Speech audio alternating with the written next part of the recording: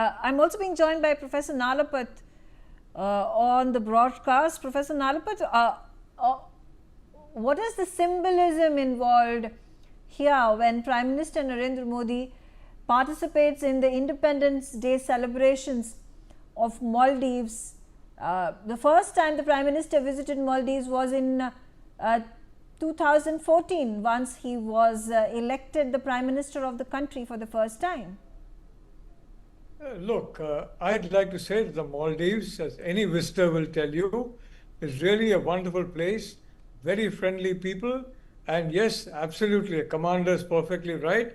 There is an effort to create a radical section of Maldivians, and they have succeeded. But the reality is that that's a small segment, and it is very clear from the experience that we have got in the Middle East, that if you come under extremism, whether you're a Shia state like Iran, or you're talking about Gaza, Lebanon, then you suffer economically. You suffer, and today the youth are interested in a good life, in a good job, and frankly, I would like to say, coming back to Indian context, our urban Naxal problem, a lot of that has been solved by jobs for jobless youth, and therefore I think that this whole grip over over these radical groups is now weakening, and that is one of the reasons why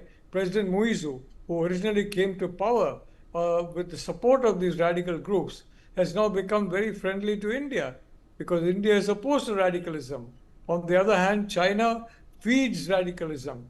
China feeds any radical movement anywhere, anywhere, and in fact any anti-US, anti-Indian movement they feed anywhere, including in the Maldives and in Ukraine, of course, where they basically have been fighting on behalf of Russia, because the Americans were, until Donald Trump came, very pro-Ukraine.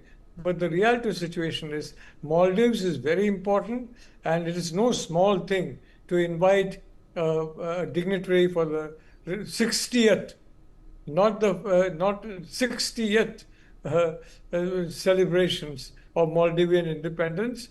It shows that there's been a complete turnaround in relations, I think, thanks to the ceaseless efforts put in by Prime Minister Modi, ably assisted by External Affairs Minister Jaishankar. And I'd like to say that otherwise this invitation would not have been given. And secondly, the fact that such a warm welcome has been given by no less a personage than President Muizzu, who came to power initially against the moderate faction and accused them of being pro-India. Yeah. His entire election plank was, I mean, if I can put it in Hindi, Bharat Hatao, that, you just remove India from the Maldives. And now he is the honored guest is the Prime Minister of India, Sri Narendra Modi. It is no small symbolism, I can tell you. And I fully agree with the commander about the importance of mapping the ocean floor. The Chinese are doing it, the Americans are doing it, and we are also, in our own way, doing it. And I think in this situation, where there's a clear divide between the democracies and between the authoritarian China, which wants to dominate the Indo-Pacific, the blue water is very important. I want to flag one more thing, and that is that the blue water is also important from an economic point of view. Mm-hmm. Enormous resources, enormous mineral resources, enormous vegetable resources are there in the blue waters. And I can tell you that we are talking of trillions of dollars, not billions, trillions of dollars on the seabed, and even on the coastal seabeds of the littoral countries.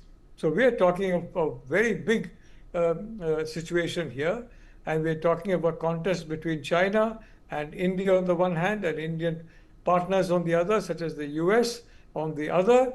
And yes, it's a race, but I do believe that we will win that race finally. Ultimately, democracy is stronger than authoritarianism, and we have a very able leader in Prime Minister Modi. So I am Okay. confident of.